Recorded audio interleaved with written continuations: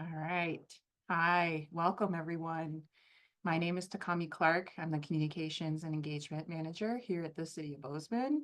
And you are all here today because we are at a Unified Development Code Update Open House. So welcome. We're excited that you're taking the time to just be with us today.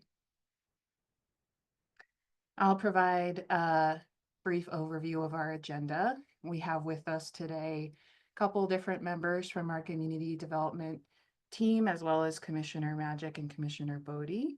And you'll be hearing from those folks in just a couple minutes. We have a wide range of people here today joining us for this open house. So what you'll hear us present is just some basic information over the Unified Development Code to just give people an introduction to this topic. And in the coming months as well, we'll take a deeper dive, especially for those folks who are more familiar. But if this is your first time tuning in, don't worry. We have plenty of information to help you get more familiar with this project and with the code. The information that you'll see here today also mirrors a lot of what we've been doing in our in-person open houses. So if you haven't had the chance to attend one of those, no worries. This is all the same information. So you're in the right place. And if you'd like to just kind of follow along with some of the information that we're presenting here today, we do have display boards uploaded on engage.bozeman.net. That's our engage.bozeman.net website at /UDC, and you should be able to pull those up. They're under the presentation and participation materials section towards the bottom right of the page. So feel free to navigate there if you've got multiple screens going on right now, you're taking your lunch and you just want to take a deeper look into the display boards. Towards the end of the presentation, we'll be asking for your input as well through our polling function. We've got a couple of questions that we've been asking in our open houses, in-person open houses, that we're happy and excited to get your input on. So be sure to hang on and participate in that. We'll also have open Q&A towards the end. But feel free as you're going through this presentation with us, if you have a question about something that you're seeing on screen and you want to ask that question, I'll be monitoring the Q&A function that should be at the bottom of your screen. So feel free to input Q&A, a question at any point during the presentation, and we'll try and take a couple of questions throughout. And then finally, we have about an hour to get through everything. But if you have extra time and you want to hang on with us, we are staying on for an additional 30 minutes after the hour to help answer any final questions. So feel free to hang on if you want to listen to that or participate in that as well. I think that's everything that I wanted to cover. So with that, I'm going to turn things over to Commissioner Magic and Commissioner Bodie. Thanks. Thanks so much to Kami. And thanks to everyone who is participating this afternoon. I see we have 60 participants, and it's very odd because I can't see any of you, but I'm just noticing the participant number. So thank you for taking time out of your lunch hour to join us. Hopefully you'll learn something, and hopefully you'll have an opportunity to share your comments, your concerns. We'll have methods for you to be able to do so. So this is one of a number of UDC public open houses we're having. As many of you might know, the UDC stands for the Unified Development Code. It is in part our zoning code, and we've been working at updating this code since July of 2022, so quite some time. And this has generated a lot of public interest, this process, which is great. In my mind, the more public input we have into the process, the better the outcome is going to be. This open house is part of a two-part engagement process. So more is coming, including this week. There are a couple of in-person engagement opportunities at the fairgrounds and Sacagawea Middle School. So today you'll get to listen a little bit, but really we're asking for your help identifying issues that are important to you. So please comment as you see fit, and we look forward to continuing to kind of work on this process together. Thanks, Commissioner Magic, and thank you to Kami for opening up. I'll just jump in and say a little bit more.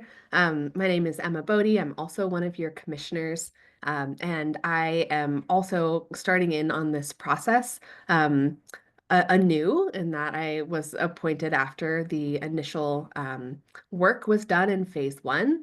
And we have the the great joy and challenge of initiating what we're calling phase two, starting after the first of the year, where we will be looking more deeply into specific issues that this community has identified as kind of friction points, hot topics in the UDC. There's a ton that the UDC covers and a lot of different areas in our code and what our community looks like that it can impact. And so your input will help us identify where to kind of focus some of those conversations in this second phase. We've already received input from over 300 people so far in this code update process, and all of that input is going to carry forward into the second phase as well. So I just thank you in advance for being really engaged and joining us today. The staff have a short presentation planned for us on why the city has started this work. And then afterwards, there will be opportunities for people to ask questions and participate in kind of more rapid assessment surveys. And so, yeah, please be keeping in mind what feedback you have for staff. And just really know that Commissioner Magic and I are here to listen and see what the conversation comes from this group and make sure that we can take that feedback and your voices to any decisions that we make in the future on the UDC. So with that, I will pass it back to Kami.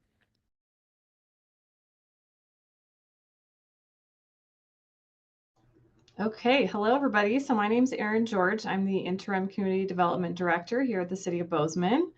And I'm going to give a couple slide intro here to what we're talking about today. Thank you to both commissioners for their introductions. Great to hear from you both.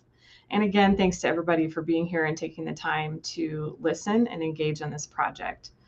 So if you haven't already discovered our Engage Bozeman webpage, that's what you're seeing here on the screen. This is kind of our hub for all project updates, not just this project, but other projects. You will see the UDC project is located at the top of the page. So when you go there, the web address is engage.bozeman.net/UDC. And you can click on the UDC project there in the blue box where it says View Project. And this page is going to provide answers to a number of FAQs, frequently asked questions. It's going to provide project updates. You can also find a link to take an online survey about the project, which is, as we talked about, this phase one of engagement to gauge the top topics that folks are interested in. So that's what that survey is about. And you can also access our zoning map to see what changes are proposed to the zoning map with this project, and the draft UDC code changes you can view and open and download on that page as well. So I encourage you to view that page and find all that information on your own time as we're talking. Next slide, please.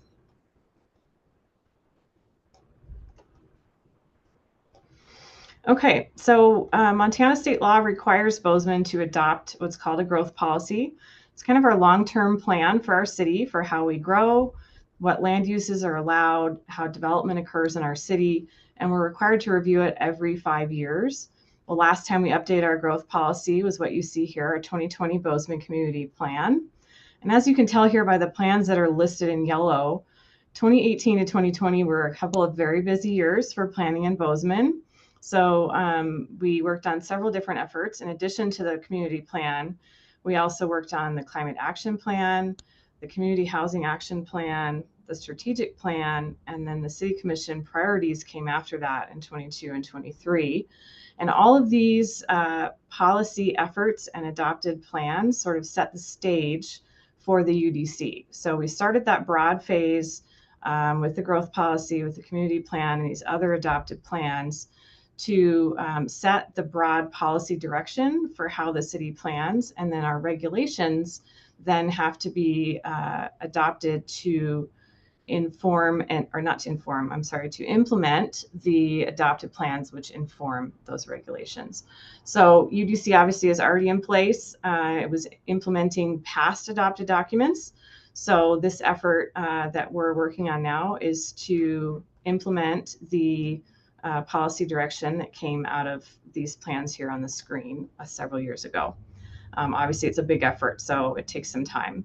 And then to further complicate things, in the last legislative session, which is in 2023, there were some major state law changes that inform the work we do here. There was a bill called the Montana Land Use Planning Act, which is Senate Bill 382, which does set some more specific requirements for us and change the larger framework for planning in the whole state of Montana. So as you engage in this project and we talk about it and you learn more about it, you will learn which elements of this project are implementing those new state law requirements versus things which are up to us as a city to do on our own. Next slide. So the Unified Development Code is codified in Chapter 38 of our Bozeman Municipal Code. And this graphic kind of shows you all the elements that comprise that code. So it does a lot. Some cities have a zoning code. They might have different chapters for different elements. In Bozeman, we have a Unified Development Code. So we have a lot of things grouped together. So these are kind of the high-level groupings. It deals with location, where land uses are allowed, processes, how we process our permits. It deals with form and intensity, which is about, the intensity of development, for example. Form is how buildings look. The NCOD is our Neighborhood Conservation Overlay District. That's a large area that comprises some of our historic neighborhoods and areas surrounding them, both north and south of downtown. There are standards for utilities, parks, affordable housing, natural resources, transportation, landscape, and lastly, community design.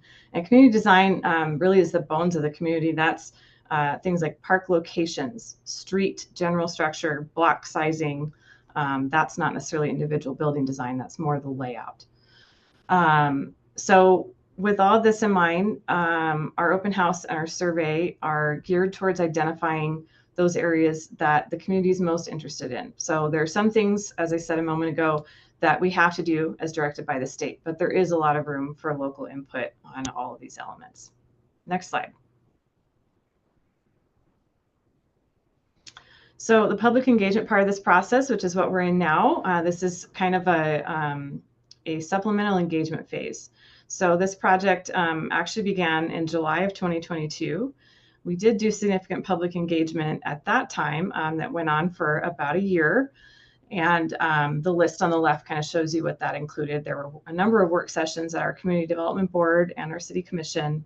We did have updates on the Engage Bozeman webpage. We had some in-person events that were called intercepts.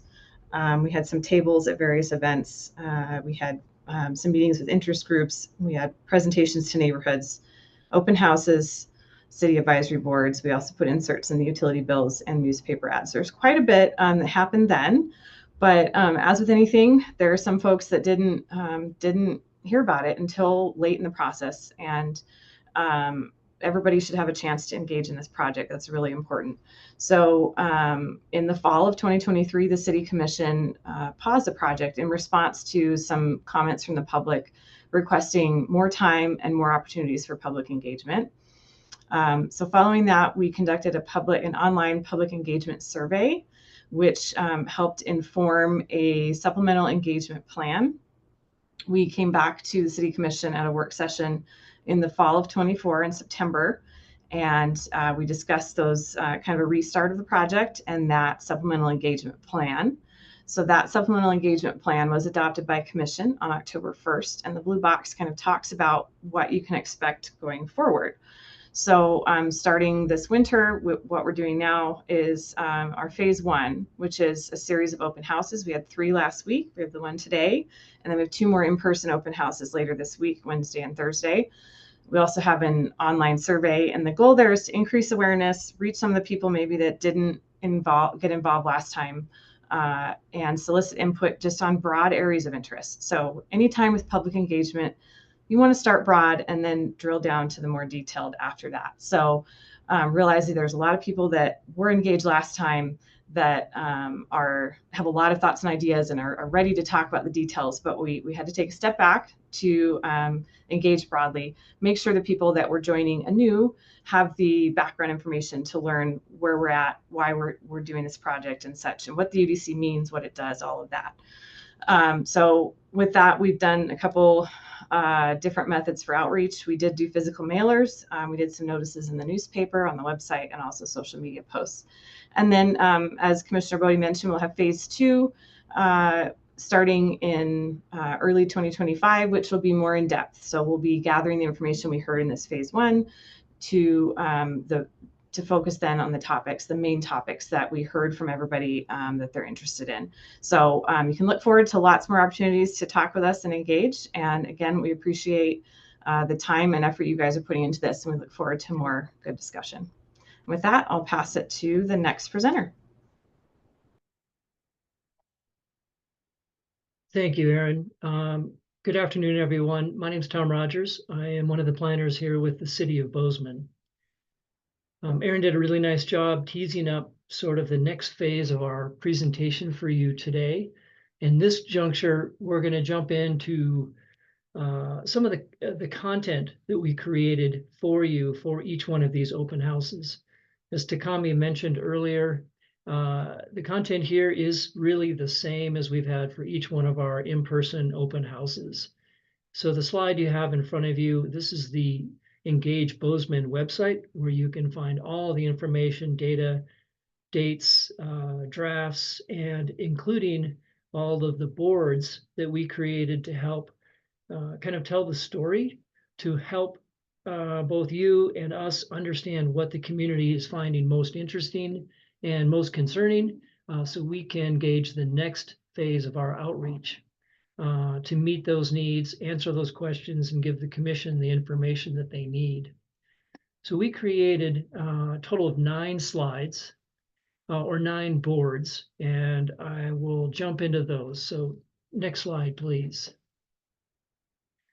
So the first one, there's a lot of writing here. It looks much better when you're looking at a 3x4 foot poster board. And I want to stress that we'll go into a little more detail here in just a moment on each one of these boards. But the first one here is the framework. This articulates sort of the limitations and the opportunities that local governments, City of Bozeman and the like, have at our disposal to implement and create the environment that our community plan says. So we don't have authority to do everything that we think we could to address community needs, such as creating open space, parks, affordable housing, economic and business development. There's a lot of issues that the city addresses. Some of those are constrained by state and federal limitations, but that's sort of the legal framework. We have our community plan and the strategic plan, which are overarching plans, which are implemented in part by this code, or the Unified Development Code. And this is only one of a number of projects and initiatives that the city's working on. In the lower right corner, you can see we have another program called the Landmark Program. We're updating our affordable housing incentive plans, our integrated water resource surveys, and even some of our facility plans. Next slide, please. The next 2 boards here, I've got them side by side. The one on the left refers sort of kind of a quick overview of the community plan. Community plan, as noted, was adopted just a couple of years ago, and it's really the vision for our community. It has 7 primary themes speaking to a variety of desires and needs for the community. Open space, environmental concerns, housing, economic development. Each one of those goals and objectives have a number of little policy statements of how we could achieve those. And much of that is implemented through both the zoning map and the zoning code. On the bottom part here, the center part, we've got all these colors here, and those are zoning districts that can be used to implement that larger map on the right side here, which we call is the future land use map, or FLUME. It covers the entire planning area of the city of Bozeman. But not all of that area falls under the regulation or jurisdiction of the city of Bozeman, and I'll get to that in just a moment. Our planning area is approximately 72 square miles, which if you just measure from north to south, east to west, is about 9.5 miles. But of course, it's a circle, so it's not quite all of that area. That's the area that we have our facility plans to address water, wastewater, transportation, parks, trails, and open space, and et cetera. Next slide, please. Now these two boards, again, getting a little more context and information for you to consider. First is the community change. That's the board on the left here. And it speaks to the fact that the city of Bozeman has kind of a comprehensive zoning code since 1935. Even well before that, when the city was first founded, the commission immediately started adopting ordinances to deal with nuisances and desired outcomes for the community. But since then, we've replaced, updated, and modified the code literally hundreds of times. And each one of those larger images there refer to complete replacements of the code. So the next, moving down a little bit, there's really been some fundamental changes to the characterization of our community, both the size of homes, the number of people residing in each home, and that really impacts how we use our limited resources of land throughout the community. On the right-hand side, a couple examples of how density changes the amount of land that's used, either for housing people or for generating, for farming and ranching. And then additional in the lower right corner are some of the limitations and challenges that the city of Bozeman and other municipalities face, of all things, by tax policy and other constraints that are placed by our legislature. Next slide, please. Here we get into a little more detail. There's a number of really important goals and objectives that are embedded with this code update. It is not for one single purpose. There's usability, improving efficacy of our processes, creating the built environment that people want, generating housing that people need, and a variety of other goals and objectives. It's important to note that the city of Bozeman's regulations only apply to the areas that are within the city boundaries. I'd mentioned earlier, we have 72 square miles of area that we plan for, not all of that we actually actively regulate. And we'll dive into our schedule a little bit. And then on the right side, really is where the rubber meets the road. These are some of our proposed revised zoning districts, from low density residential all the way through heavy commercial and industrial. We'll speak a little bit more of those out in just a moment. Let's see here, I think. Next slide, please. Oh, finally, we will dive into this at the end of this, once hopefully gives you a little context, trying to ask for some priorities and then your votes on some housing options. And the housing options on the right side are this tool chest that the city or the state has required that we have to accommodate a number of those to meet some minimum standards set by the legislature. And I think that'll bring kind of an overarching introduction to the boards. I appreciate your time, and I'll pass it on to my colleague, Mr. Chris Saunders, to continue. Thank you. Next slide. Good afternoon, everyone. Thank you for being here today. To dive in a little more into the legal framework, for many years, the city has been under three different portions of state law, anywhere between the last 50 and 90 years that we've been using. And as was mentioned earlier, in 2023, the state has adopted a new law. The Montana Land Use and Planning Act takes priority over our existing and previous laws that we worked with. And the schedule that we have in this project is largely driven by the need to comply with that law within a certain time frame. By May 17th of 2026, we have to be all finished. And so as we work on looking at our regulations, both the old and the new laws rely on the growth policy or land use plan to provide certain community priorities that are the foundation for our regulations. So whether it's setting a policy or implementing that policy, the growth policy language, the public process that went into that for 3 years to form it, becomes an essential framework that we work inside of. One of the questions that we get from time to time is whether or not we can choose to do something other than what the state has directed us to do. Bozeman is a self-government power city, and that does give us some additional latitude. But in the case of land use planning and zoning, we are required to follow what the state requires. Next slide, please. So there are a number of things that we have heard so far and often hear about that are related to land development, but are simply outside the scope of what the city can do, either because we are prohibited from doing it outright, or we are directed only to work within the limits of what the state has adopted. Examples, as you see on the left, we cannot establish taxes on sales tax or home transfers. Those are something that are specifically prohibited.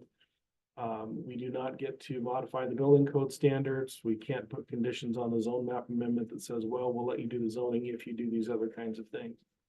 So those are limits that we have. So we certainly are sensitive and aware that other communities in other states have used all of those to address local concerns, but they're outside of our toolbox. And then on the right-hand side, I just echo Tom's comment that this is not the only code work that's happening right now.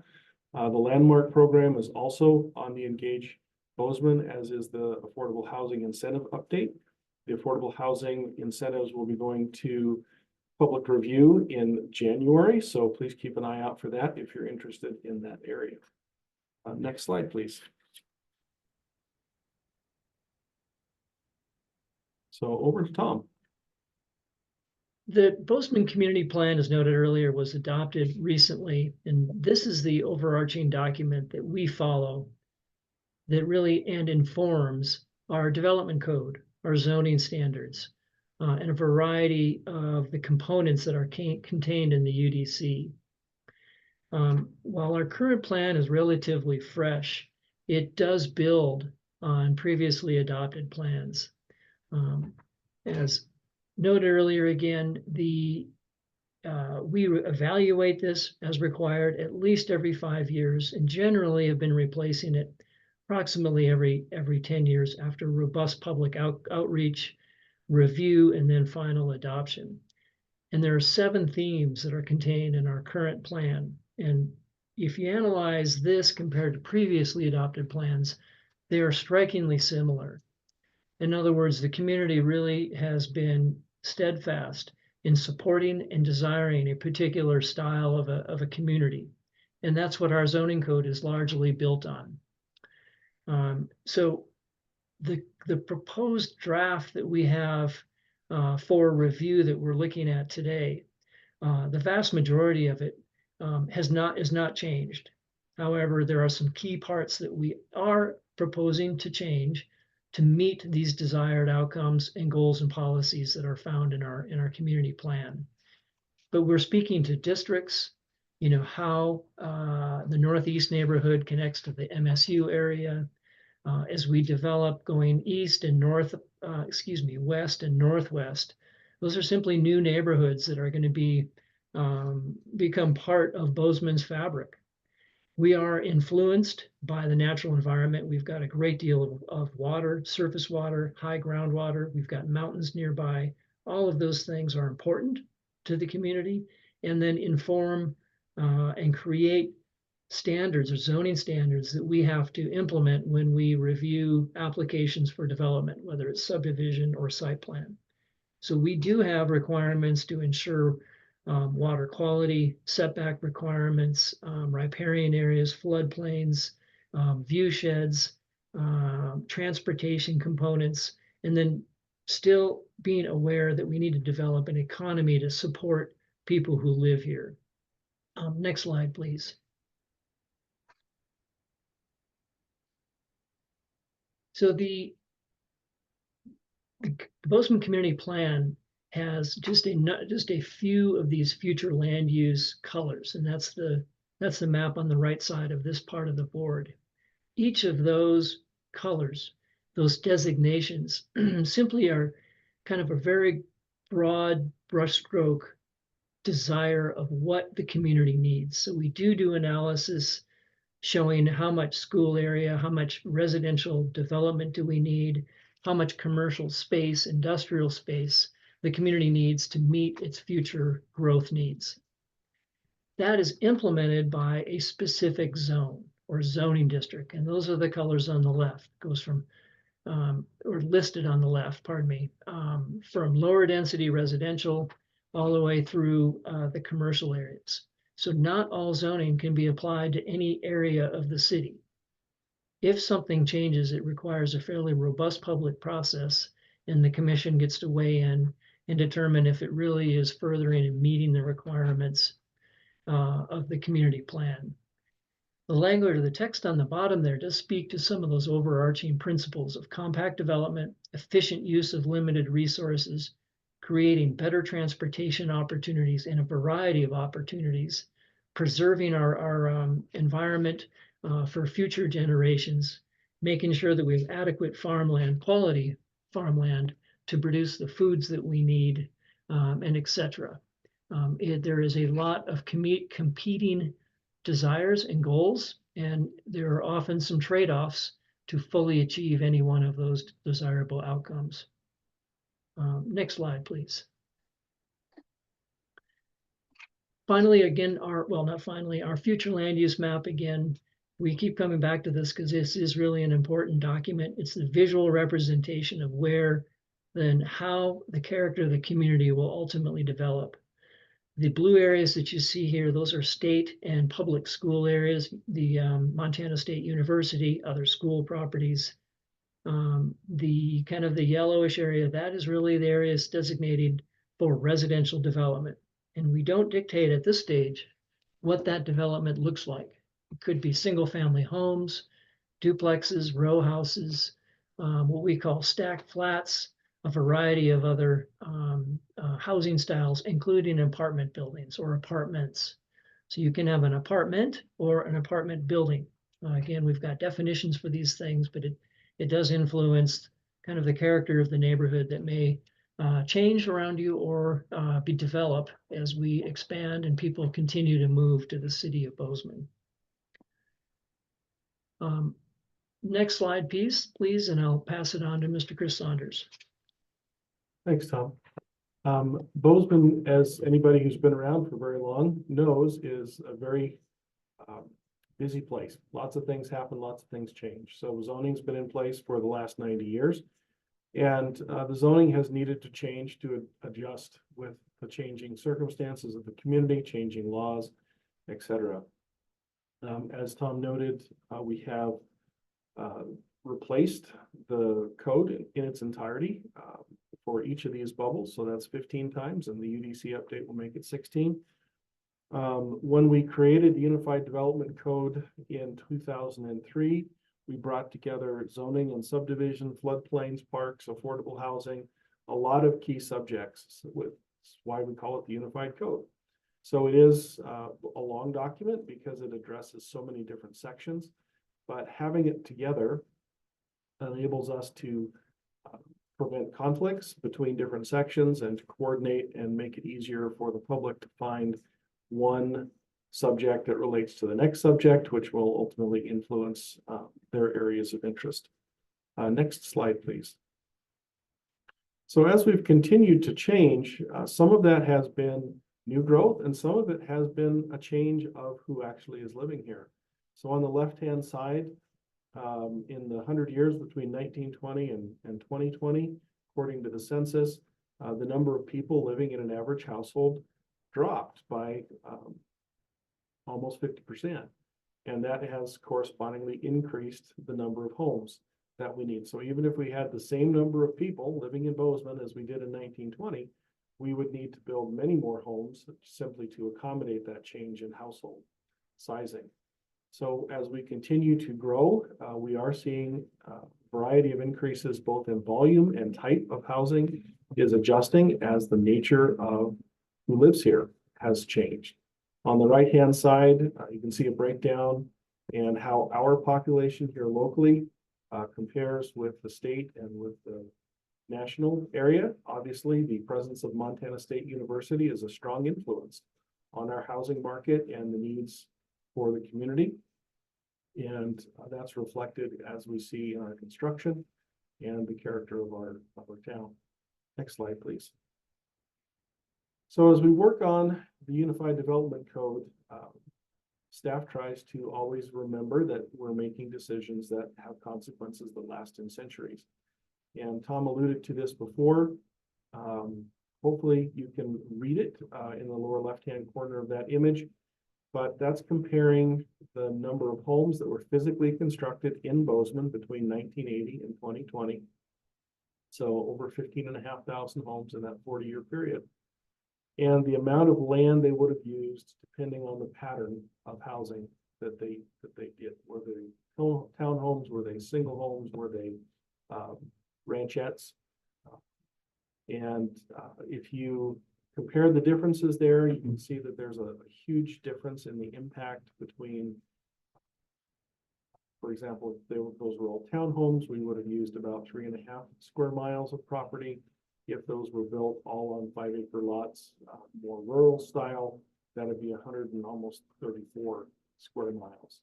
And that has a lot of consequences, not just on the impact on our environment, but the impact on our ability to walk and enjoy the interactions that we have in a society that is built in a community like we have in Bozeman. And that compact development is both more land efficient, but it's also more cost efficient for providing services and for physically building lesser miles of roads and lesser miles of sewer pipe and other kinds of things that would be needed to address a lower density community. And there's a real consequences for that as well on our next slide, please.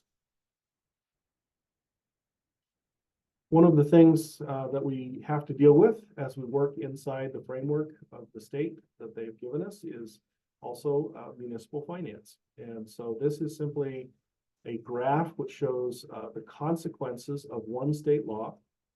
State law caps the amount of revenue growth from existing development to a 3-year rolling rate of inflation. So if we take our home, our fictional home in the year 2000, where there's a perfect balance between costs and fees that are charged over time, as we move forward, you can see in the blue bars, those costs are escalating faster than the revenues, which are the green bars. And so we have a real need to be careful in our choice of development patterns because we have to be able to pay for this over very long periods of time.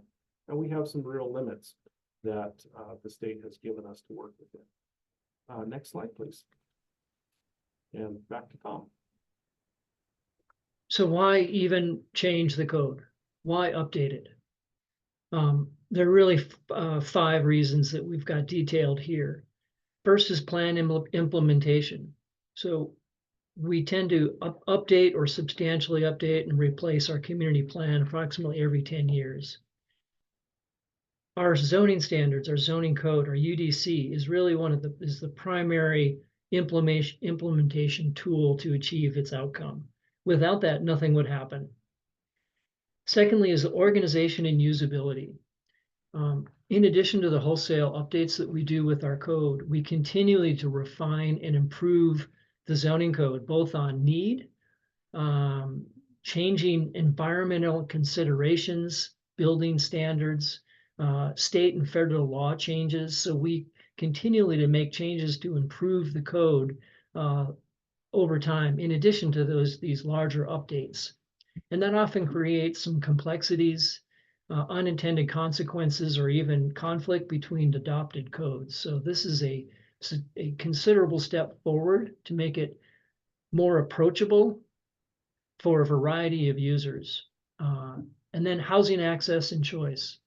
Housing choices, affordability is a primary goal of the strategic plan, the community plan, our community housing action plan. And it is important for just the vitality and livability of our community.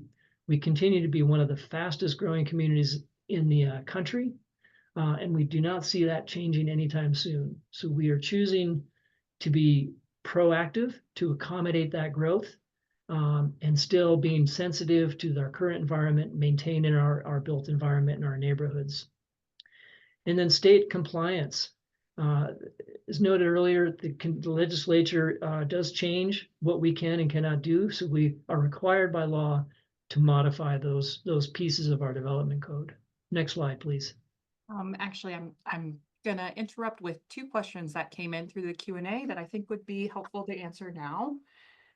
One is one that I feel like you might be good to field, and feel free to toss it along if you disagree or need some backup. But one participant is asking, what's the difference between the UDC and zoning? And the word zoning is a more well-known word to the public. So if you could speak to that a little bit. Absolutely. Great question.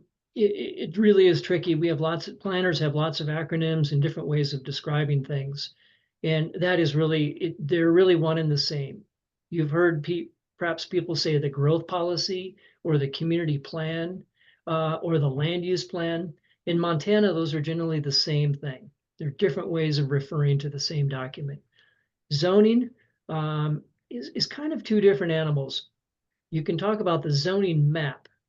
That's the color-coded piece that says your zoning is low-density residential or industrial.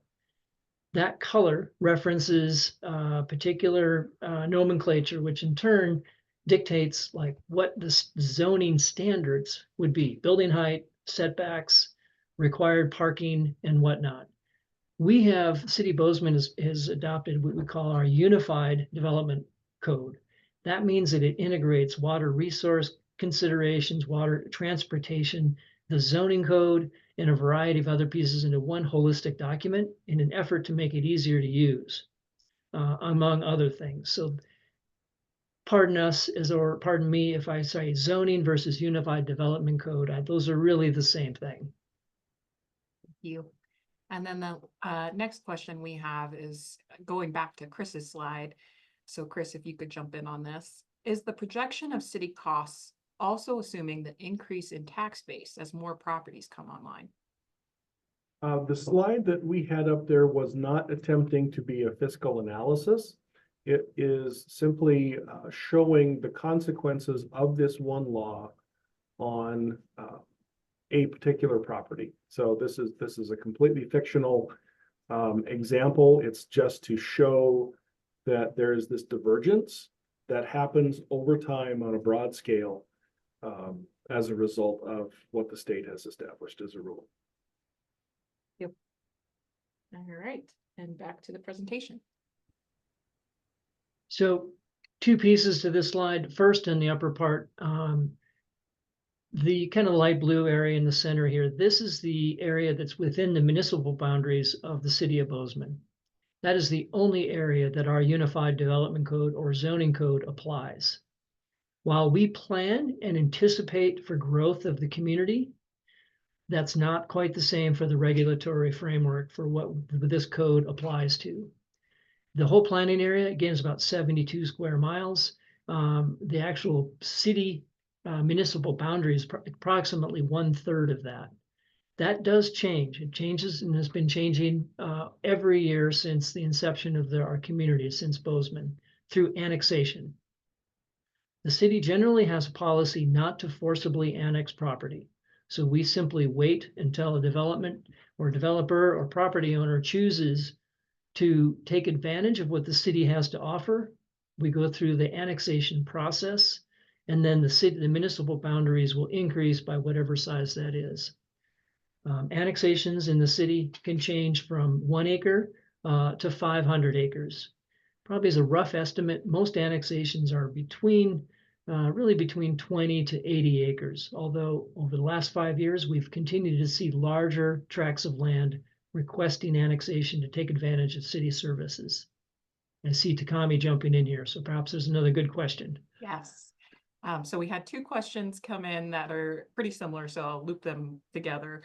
How does Gallatin County's zoning apply to our UDC? And then we know that Gallatin County is also looking at its flume, so is this tied in? Ooh, good questions. So Gallatin County also has, they administer 26 different zoning districts in the county. It does not include municipal boundaries of Belgrade, Three Forks, Bozeman, West Yellowstone.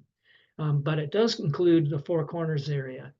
So as the city grows, or the city continues to grow through annexation, when we annex, or the city annexes property, that removes it from the county's jurisdiction for zoning purposes. Nevertheless, it's approximately 20% of the land area in Gallatin County is zoned. The rest is either unzoned or federal property. And you can zone federal lands, but the federal relationship doesn't matter what this local zoning would be. So we do coordinate very consistently and thoroughly with the county for growth of our entire community. So correct, that's the county has just went through a significant effort to update their community plan, their housing plan, and their future land use map. And that is going through the adoption process as we speak. So we do coordinate with them. We have those conversations. We invite both the elected officials and the professional planning community from the county to participate in our process, and then we actively participate in their process to ensure that there's a good relationship between these two, and we're actively managing this limited resource of the land the best as possible to meet a variety of outcomes. Thanks. And then one more question, if I could sneak this in. Why are we planning for so much more land than what's in our city boundaries? That's a tough one. I may ask Chris to backstop my comment, because Bozeman was incorporated in 1864 with just a few hundred people, and now we are approaching 60,000 people. As Chris noted in his kind of legal framework, we do not have the authority to turn off the spigot. So people will continue to move. We can choose to grow very broadly in kind of lower density style and consume more and more property, or develop more of an urban style or Bozeman style of an urban development, be more efficiently using that space. But we simply don't and cannot control the number of people that are moving to our community. And I'll pass it to Chris. I think the other part of the answer to that question is we plan outside of our city limits in order to coordinate with Gallatin County and to coordinate with the people who own that property and be able to have a community conversation about the broader trend that we are experiencing. Bozeman has moved as much as 3/4 of a mile in 1 year with a single annexation. So those changes can happen very quickly and in a very large scale. So we are striving to get ahead of rather than behind any more than necessary what's happening on the edges and in the middle of the city as well.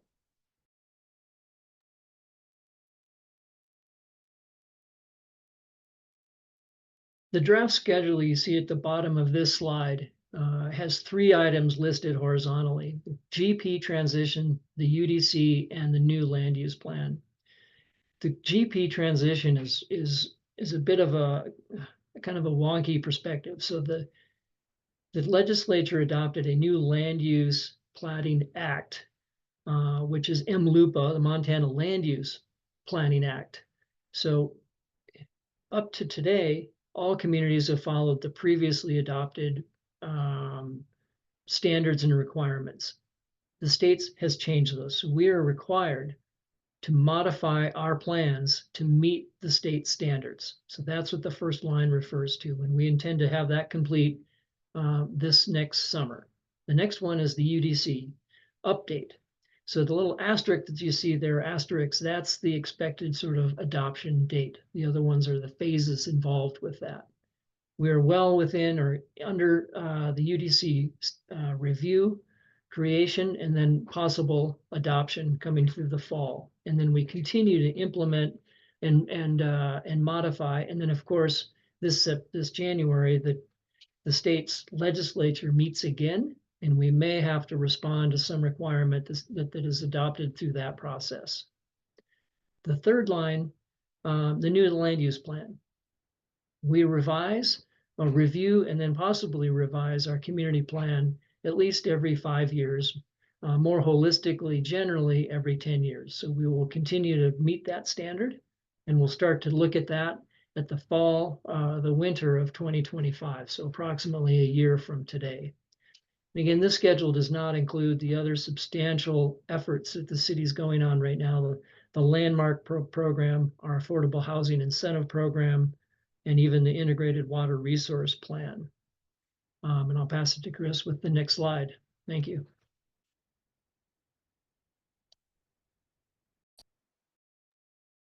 Thank you. One of the big changes that's happening in the Unified Development Code is changing the names of some zoning districts. We've had some issues with confusion, and so we're hoping to make some adjustments in the wording. One of the other key changes that happened in between the pause and restart was a separation between one zoning district, which previously was combining the residential suburban R1 and R2 and R3 districts. That's been divided. That now says the RA district is residential suburban R1 and R2, and R3 is now called RB. So we've expanded an additional residential district from the draft that was put out for consideration back in August of 23. So these are as well as all other elements of the UDC, still subject to change and input from the public, but we did get a lot of public comment on the consolidation of the zoning districts, and the city commission responded to that with this direction. Next slide, please. Chris, I'm actually gonna pause for a sec because we got a question from someone who wants to know more about like if you could repeat what the growth GP transition is again. And Tom, feel free to jump in on that Sure. too. That was on this previous slide. Yeah. So our growth policy has the great majority of what the state sets as a minimum content requirement. And there are a few additional elements, and so we will need to amend our plan to bring in those additional data sets. So examples are additional information on solid waste disposal, on the healthcare system in the community, on the school district, things that previously were not part of what the community had to address directly. And so they're not saying that we have to suddenly take over planning for healthcare, but we do need to have some information on what healthcare components are available in our community. So we now have 2 hospitals, et cetera. So we'll need to aggregate that data and include that as part of our plan. And then also we will need to make some adjustments in some of the wording simply to reflect the different statutes. So the numbering of the statutes that we previously made reference to will no longer be correct. We'll need to change to reference to the new wording that the state adopted last year. Thank you. So back to zoning districts, I guess.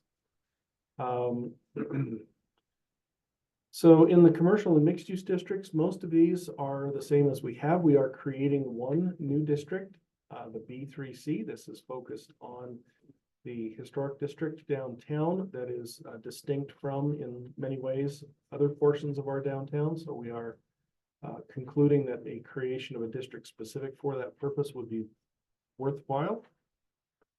And then we are proposing to delete two districts which either didn't work very well, like residential office. It was kind of a neither this nor that district. So we will be proposing to replace that. And then the urban mixed use district, which has only been used once in the 10 to 15 years it's been created. So those two are proposed to be deleted. Next slide, please. And then our industrial districts, the districts themselves are staying the same by name and general characteristic.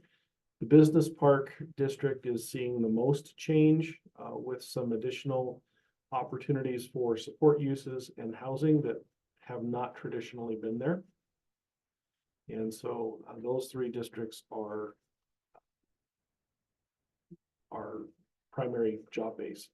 And then one other district, which is not here, public lands and institutions, things like schools, MSU, the city fire stations, those kinds of things, is also, but has had very little change in that. So that's the other one, which is a core district. And I believe, Takami, we're over to you for polling. All right, and we did get some other questions come in. I'm going to use these to kick off our Q&A when we get to that. But first, wanted to invite everyone to participate in our poll, which I'm about to launch. And this is on your priorities within the UDC. And we'll ask you guys to type in your top 3 priorities. So give me just a sec while I open this up. Write in your top 3 priorities. What UDC topics do you care most about? Please list them in order of importance. So feel free to think about this, take a couple of minutes. And if you do have a question about this question or need anything, feel free to drop that in the Q&A.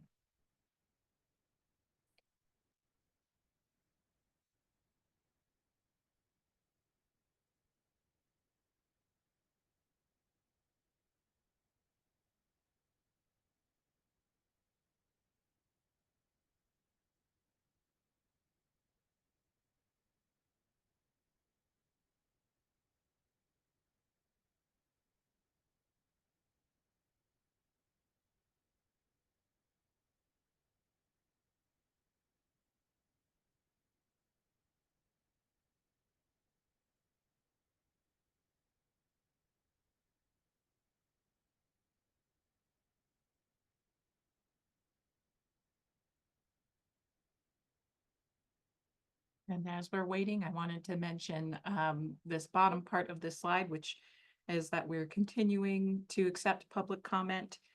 So if you need to pop off at any time or you feel like you want to share more thoughts and haven't had that chance yet, feel free to email comments@bozeman.net and we will review those, and those will be shared with our city commission as well. And then we also have a survey on Engage Bozeman, engage.bozeman.net/UDC. And you can participate and share more feedback on the UDC, answer some more about some other questions about what your priorities are and your thoughts on zoning as well. So feel free to participate in that if you have the opportunity, and share that with your friends.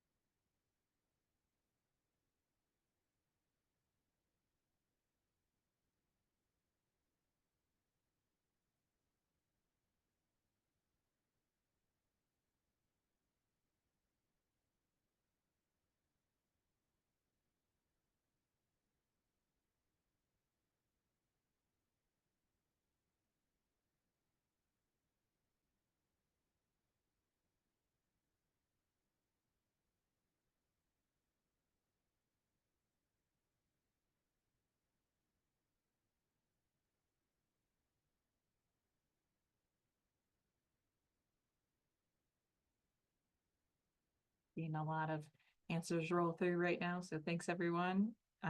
We do have one more question after this, so keep holding tight if you can.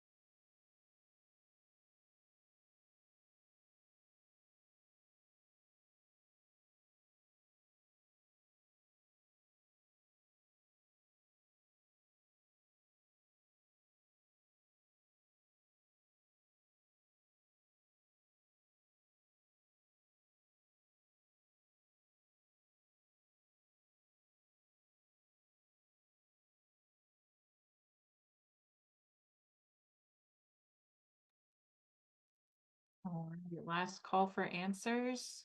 Looks like we've got most of them in.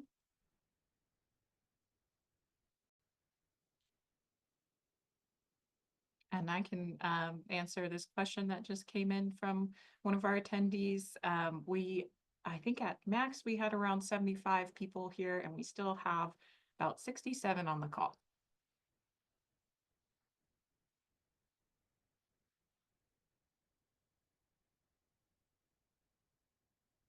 All right.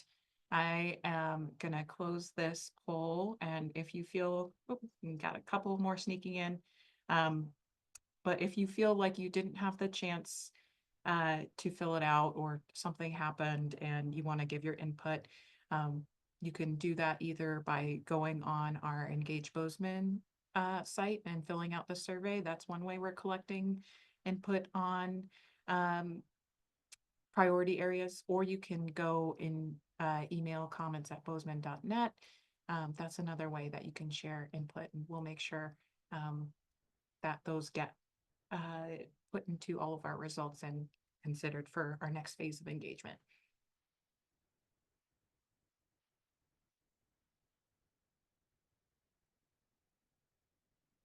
All right. I'm not sure if this is really popping up, but we do have a bunch of different people who answered this question, and just wanted to share some of that. And we will go into the next poll now.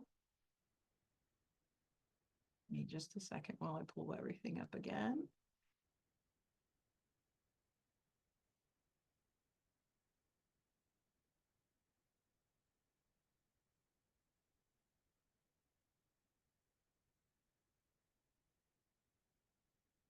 And here we have our housing options.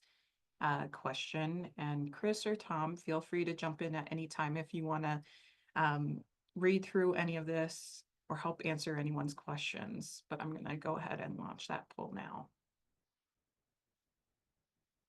Let me just touch on this as folks are starting to read through. One of the requirements that the state passed in 2023 is that the city implement at least 5 of the items on this list, A through N, because the state believes that that will support the creation of additional housing in communities across the state. So if you look at the slide that is shown, you can see some where there's 3 that are in purple text. Those 3 are already in our code today. So we would need to find at least 2 more. We could do all of them if we chose to, but we have to do at least 5.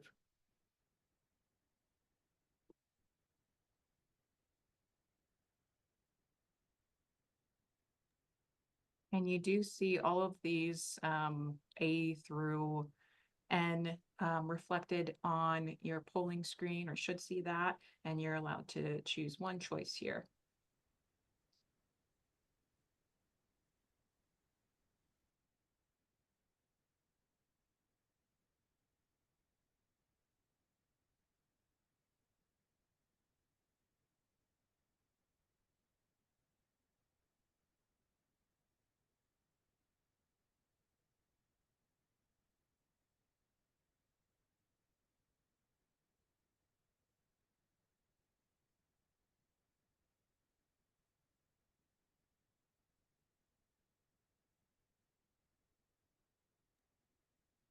Just wanted to respond to one of the questions.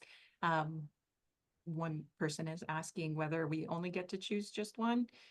So yeah, pick your top priority here, and then feel free if you have additional thoughts and you want to see more to share those at comments@bozeman.net.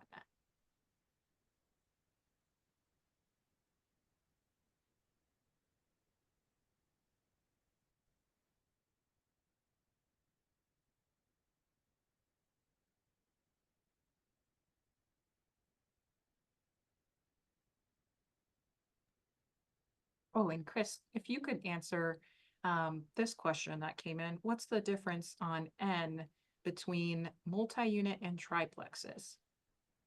Sure. The state defines a multi-unit building as one that has 5 or more homes in a single structure.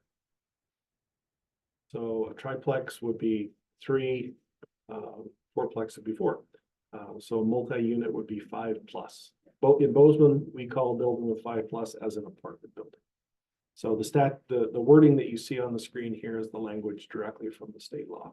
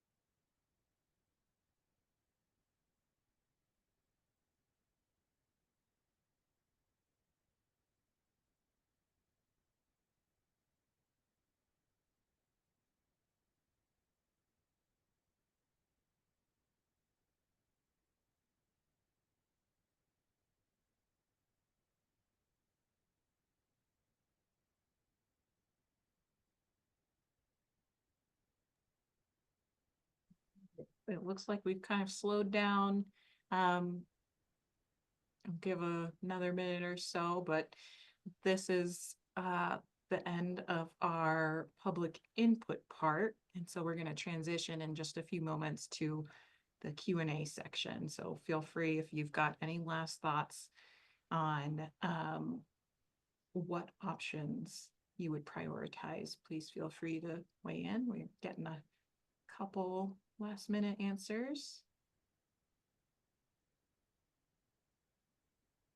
And then we've got some good questions to kick off with, and feel free to submit more questions as well. We've got a number of staff available and happy to answer those. I'm going to go ahead and close this poll, share some of these results. You guys can take a look.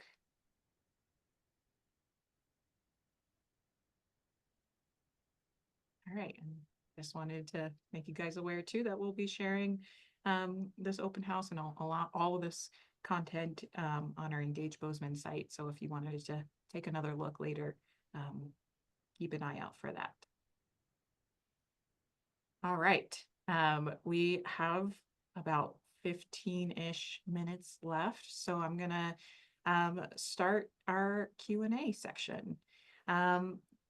We are going to start here. How is our future limit of water addressed in this process? And we do have Sean Coates, our utilities director, on the line to help answer this question if needed as well. Sure, and what I would say about our water supply is we have a 50-year water supply plan. It's called the Integrated Water Resources Plan. And we've consistently been working on implementing the water strategies in that plan. That's available on our website. We are about to go into an update of that Integrated Water Resources Plan. So we're currently planning the community outreach effort on that plan. So we're in the very early stages of that update work. I anticipate that will take somewhere between 1 and 2 years to do that update. And you'll have a lot of opportunity to engage in that process. We're going to have a robust community outreach effort on that plan. Thank you. We have another question that's related to sustainability. When the city continues to annex land, it continues to consume property. So how is that conserving land density and promoting sustainability? I can answer that one, I think. When the city annexes property and we develop at city standards, it does consume property and change it into housing or commercial or whatever it is.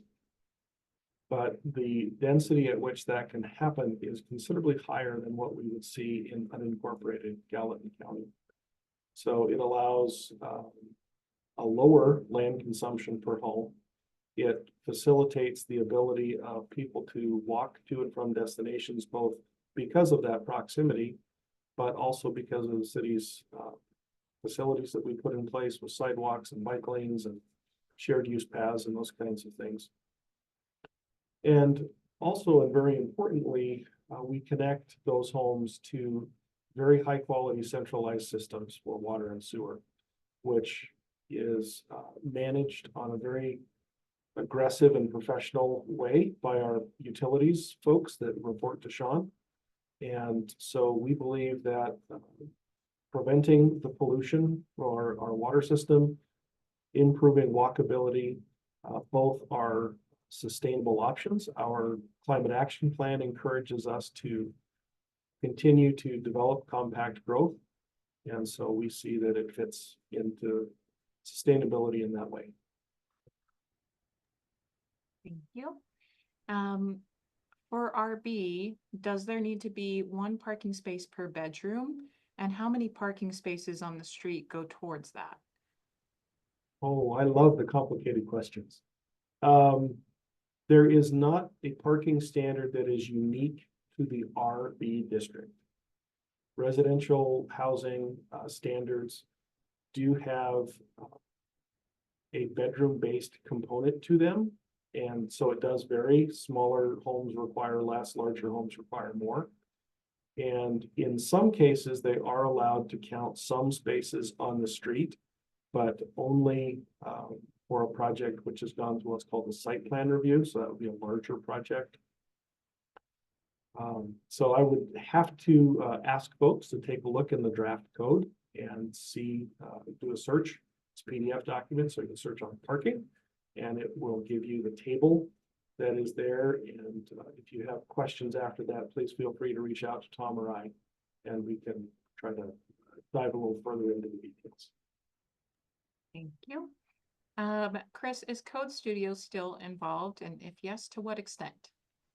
They're a consultant to the city. So when the city hires consultants, we do it for one of two reasons. Both bringing in expertise and then also simply additional capacity. In this case, Code Studio is providing both. They are a consultant for the city, so they take the direction of the city in preparing the materials, and so they continue to support the actual document production itself, code layout, the formatting, the images, those kinds of things. The actual text is something that's worked up by the community, and then they place it into the document. So they will continue to be engaged with us as we go ahead. Thanks. How are we ensuring that new developments that will come into the UDC will contribute to affordable housing rather than more luxury apartments? Well, the short answer is we don't.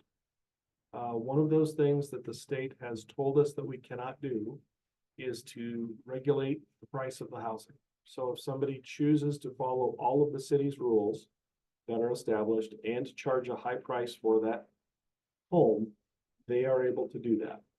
The city can offer incentives to encourage people to enter into a contract with the city to be able to provide homes at a fixed price.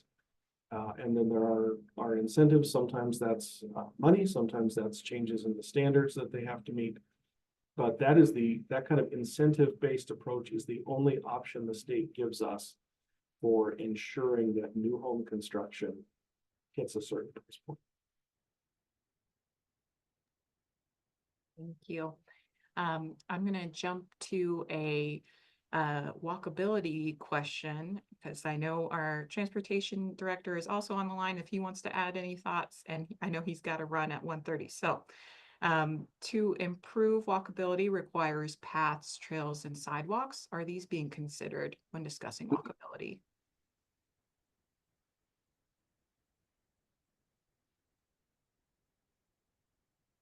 I'll jump in with a dramatic pause there. The short answer is yes. Our standards today and what's included with our draft code do require sidewalks, multimodal transportation, parkland dedication, and parkland can come in a variety of configurations and amounts, which is based on the number of residential development with any given development. In other words, it can be linear, long water courses or some other amenity or some other feature like that. Those can accommodate trails. So the city recently adopted a new comprehensive parks and trails plan. That plan does dictate or shows like kind of a hierarchy of trails. As many are I'm sure just simply understand that some trails are functional as a transportation path, some are not. So they can be a nice path to enjoy the park. Sometimes they might not be appropriate for higher speed bicycles or people running with dogs and whatnot. So our standards do require that.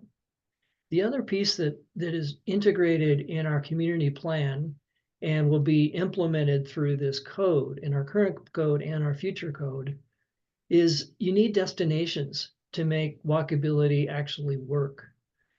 If it's a half an hour, or excuse me, a half a mile away, middle of winter, you may not have a desire, somebody may not have the desire to take the effort and time to walk, to go to the store, to go to dinner, to go to doctor's appointment, or something to that effect. So our general objectives are found in the community plan desire to have a mix of uses in fairly close proximity. So you do have destinations, and then of course our standards require that you have viable multimodal opportunities, and it's up to you to choose if you want to take them.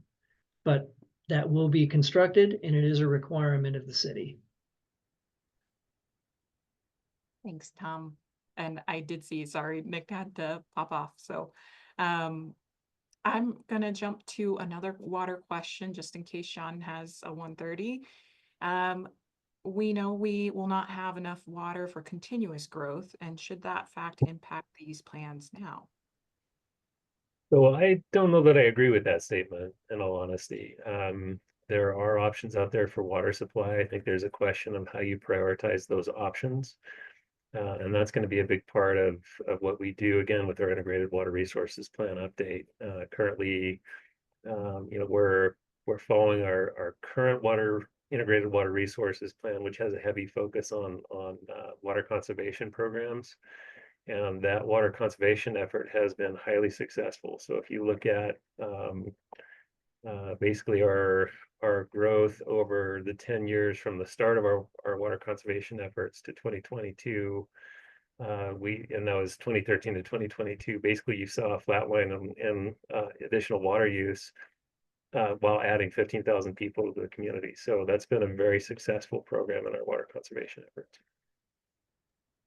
Thanks. We're going to jump back into some housing questions. I'm going to loop a couple together, and perhaps Chris, you can take a crack at this, or Tom, feel free. Does the city define luxury, or can we add it to the new code? And then there's another thought that's kind of similar. We can't ensure affordable housing, but what are ways to leverage the UDC to make it harder to build luxury homes? And are those represented in the draft? Well, we do not define luxury. That's largely a marketing term, not a regulatory term. We can define many things. I'm not quite sure what kind of a standard we would put in place. You can build a very small, very expensive house, or you can build a very large, not very well-built house and charge the same amount. So that would be something to investigate. We do not have it in place today. Thanks. Question about the data that we were showing a couple of slides ago. The data on the number of people living in homes in 1920 versus 2020 seems like it's not directly comparable. Without explaining other details, how was that data gathered and what significant factors and details were considered? That is simply straight from the US Census. So they gave us a number that says this is the average population per home, and that's it. We did not dive further than that for the purpose of this presentation. Thank you, Chris. What happens when a property's community plan future land use is non-conforming to a new zoning district? I'll take that one. I think you said take that one, Tom, but I'm not sure, Chris. Yes, please. So that's a question we call non-conforming situations. So non-conforming can be a challenge, but we consider that there's a variety of things that happen. It could be a non-conforming use. So you could have an industrial use historically that now has become a residential area. And with that, the city does evolve, the community evolves, areas evolve, and that zoning may change. So suddenly a historic use may now be considered non-conforming. Generally, the vast majority of the time, you can continue that use because that is sort of a right that pre-existed that particular zoning code. But there's also non-conforming structures. There's an awful lot of structures that were built, for example, too close to the Bozeman Creek back in 1900s, 20th century, and even more recently. So as our data and information for floodplains, floodway, water quality change, we have modified our standards to improve and maintain that waterway. But if a structure encroaches into today's setback, that would be considered a non-conforming structure. That's no problem. unless it burns down, it gets knocked down, changed, or altered to in some fashion that triggers a requirement. And if that's the case, then it's possible you may not be able to replace that structure in the same location, in the same context. You may have to go through additional reviews, such as a variance, something like that. But those are pretty high bars to get over. But you are allowed to kind of maintain that structure within reason. If it becomes a life safety issue through building permit or fire, that is another nuance. So the question is really complex. But our code does address those in a variety of ways, allows a number of relief mechanisms. But in general, the city is encouraging those non-conforming uses in buildings to sort of evolve and become more conforming with today's codes as standards change, needs change, and the community has been evolving. Thank you. Next, we have a question about neighborhoods. Can you address how having multiple levels of housing types leads to strong, diverse neighborhoods? Okay, we'll give that a shot. That is a subject that's been getting a lot of conversation at the national level for a number of years. And there's different viewpoints on how it happens. One of the ones that I can share is there's an argument to be made that having a diversity of housing allows people to stay in the same general area as their housing needs change over their lifespan. You may have an apartment, you move to a townhome, you move to something else, and then maybe you downsize back over time. But you're not having to completely pull up stakes and go to a different town or a different section of the town that you're not familiar with. So it can help you to build and maintain the interpersonal relationships that really are what are often meant when someone says neighborhood. They mean the neighbors themselves, not just the structure. So that's one aspect of that. Other aspects of it are they can provide a visual diversity and interest that folks can find appealing if their homes are designed well. And then they also provide greater likelihood of being able to have services in the near vicinity that can facilitate less driving, more social interactions and things like that. Hope that's helpful. Thank you. And I do realize we're coming up on 1:30. Chris and Tom, do you feel like you can hang on for longer than that, or do we have to cut things off? Yeah, we can stay for a few more minutes. I would note, I'm looking at the comments, I do see a few that looks like they're asking about an individual property. And folks are welcome to give a call to our office. We have planners on call every day that can help field questions for you. So if you have a question about building something on your own site or changing the zoning on your own site, they can help answer those kinds of questions for you. Thank you. Let's jump to a question back to walkability. My personal experience, that this is the commenter speaking, is with the increase of commercial nodes around town, that's led me to drive more than ever before. If we limited commercial growth to fewer areas, wouldn't we actually increase walkable nodes by combining opportunities in each area? Maybe. That's an interesting push and pull. Balancing competing things is a big part of the planning process. There are advantages to having larger nodes where you can get a larger group of businesses and services in close proximity. Part of what we look at is a physical separation between them. How far apart can you realistically get and still have people be able to walk or drive? Some of those things are also going to be affected by, for example, I may have a preferred dentist in one location and I may have a preferred restaurant in another. And so some of those things just shift with that reason as well. So that's an interesting question. One of the challenges we have is that the city doesn't actually develop any of this property. So when we plan for it, we make a possibility available. And then sometimes folks all get together and bring a nice big project in, and sometimes it happens kind of incrementally. And so it can be tricky to coordinate all those services in one spot, but it's an interesting question. Thank you. Could you or Commissioner perhaps speak a little bit more about how the UDC is a tool with which we can address the affordable housing crisis?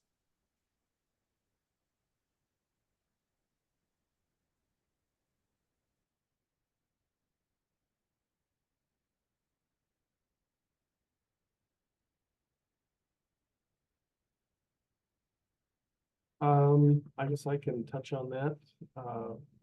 Unless Jen or Commissioner Magic, Commissioner Bo, you want to jump in there?